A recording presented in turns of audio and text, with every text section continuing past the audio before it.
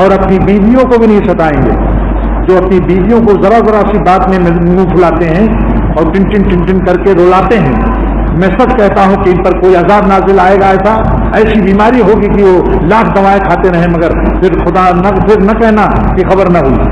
یہ اللہ کی بندیاں ہیں، ان کو یہ مت سمجھو کہ ہماری خالی بیویاں ہیں.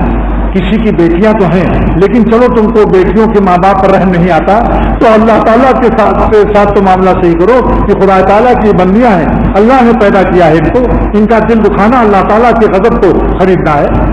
بڑے ترم خاں بنے ہوئے ہو، اگر تمہارے ساتھ کوئی یہی معاملہ کرے، تم لڑکی ہوتی اور تمہارا شوہر ایسی تمہیں ستاتا، تب پتہ چلتا. لڑکا لڑکی اللہ بناتا ہے، قسمت سے تم لڑکے بن گئے اور قسمت سے اللہ نے ان کو لڑکی بنا دیا. تو یہ مانے تھوڑی کہ ہر وقت ان کو ستاتے رہو. اور ان کا دل حساس ہوتا ہے. جو کمزور ہیں کمزوروں کی رعایت زیادہ کرنی چاہیے. ان کا دل نازک ہوتا ہے، حساس ہوتا ہے. ذرا سی بات سے ان کا صدمہ پہنچتا ہے، تھوڑی سی بات سے. اور ان کو روٹنے کا حق دیا حضور صلی اللہ علیہ وسلم نے. اب بتاؤ پیغمبر صلی اللہ علیہ وسلم، آج کل لوگ کہتے ہیں صاحب اتنا زیادہ رعایت کروں گا تو سر پر چڑھ جائیں گے.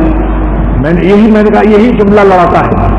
جس کو یہ خیال آیا کہ اگر میں زیادہ رعایت کروں گا تو سر پر چڑھ جائیں گے، یہی جملہ شیطان کی طرف سے آغاز ہوتا ہے لڑائی کا.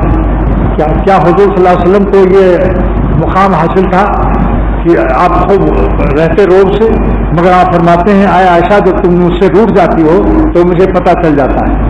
عرض کیا میرے ماں باپ آپ پر فدا ہوں، اے اللہ کے نبی صلی اللہ علیہ وسلم آپ کو کیسے پتہ چلتا ہے؟ فرمایا کہ جب تو ہم سے ناراض روٹ جاتی ہے تو کہتی ہے ورب ابراہیم، ابراہیم کے رب کی قسم، میرا نام بھی نہیں لیتی اس زمانے میں. اور جب خوش رہتی ہے تو کہتی ہے ورب محمد، محمد صلی اللہ علیہ وسلم کے رب کی قسم. بیویوں کے ناز و نخرے اٹھانا بھی سنت ہے. بیویوں کے ناز و نخرے اٹھانا بھی سنت ہے. ان کو کہتے ہیں اگر وہ منہ پھلائے ہیں ان کو خوش کر لو، ان کے منہ میں گلاب جامن ڈال دو، یا سبو یا قدوس یا غفور یا حدود پڑھ کے دم کرو. یہ نہیں کہ منہ پھولا ہے تو ایک مکہ مارا، کہا مجھے منہ پھلانا، تم کو منہ پھلانا آتا ہے، مجھ کو منہ پچکانا بھی آتا ہے. ظالم کہیں کا نالائق بے قدر.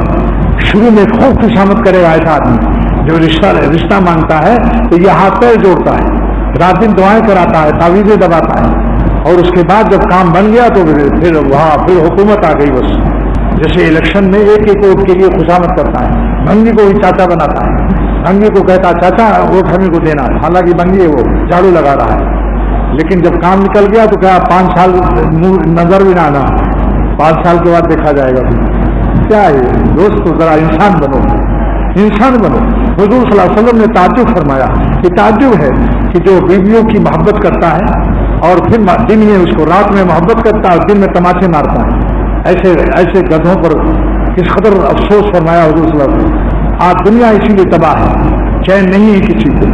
جس نے اللہ کی بندیوں کو ستایا میں نے ان کو بے چین پایا، کیونکہ یہ بات آگے بڑھتی ہے. جب اس کا دل دکھتا ہے روتی ہے اللہ سے، ماں باپ سے کہتی ہے، پھر فاصلے بڑھتے ہیں، یہاں تک کہ بعد میں پھر طلاق کی نوبت آ جاتی.